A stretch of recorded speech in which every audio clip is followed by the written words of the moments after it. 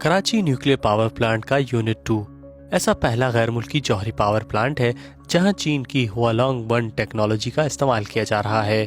Third generation nuclear technology हुआलोंग 1 से आरास्ता ये मंसूबा सालाना 9 अरब किलोवाट तक बिजली पैदा करने की सलाहियत रखता है। हुआलोंग 1 टेक्नोलॉजी HPR 1000 के नाम से भी जानी जाती है।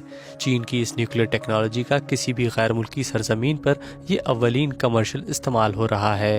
पाकिस्तान में ये बिजली 40 लाख घरों की जरूरियात को पूरा कर सकती है, जो कि मयारी कोयले की खपत को सालाना 3.12 मिलियन टन और कार्बन के अखराज में सालाना 8.16 मिलियन टन कम करने के साथ साथ 70 मिलियन दरख्त लगाने के बराबर है।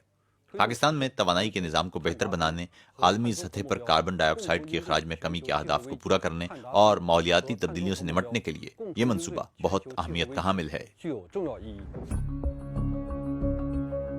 K2 न्यूक्लियर पावर प्लांट सन 2015 में तामीर किया गया था और रवा बरस मार्च में इसको इलेक्ट्रिसिटी ग्रिड से मिलाया गया।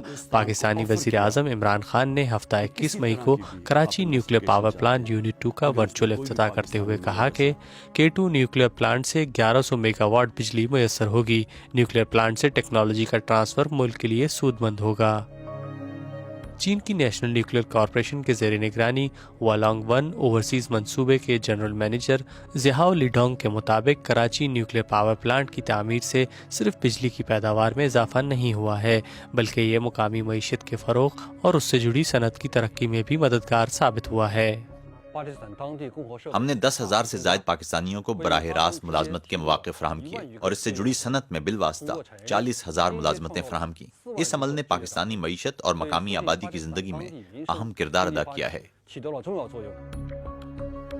पाकिस्तान में K2 यूनिट के अलावा K3 यूनिट भी ज़ेर तामीर है। आइंदा चंद माह में ये मंसूबा हॉट फंक्शनल टेस्ट के मरहले में दाखिल हो जाएगा। K3 बिजली घर में रवां बरस के आखिर तक जौहरी ईंधन शामिल किया जाएगा और आइंदा बरस फरवरी तक इसको ग्रिड से मिलाए जाने की उम्मीद की जा रही है, ताकि अप्रैल सन 2022 तक इसका कमर्शियल इस्तेमाल यकीनी बनाया जा सके।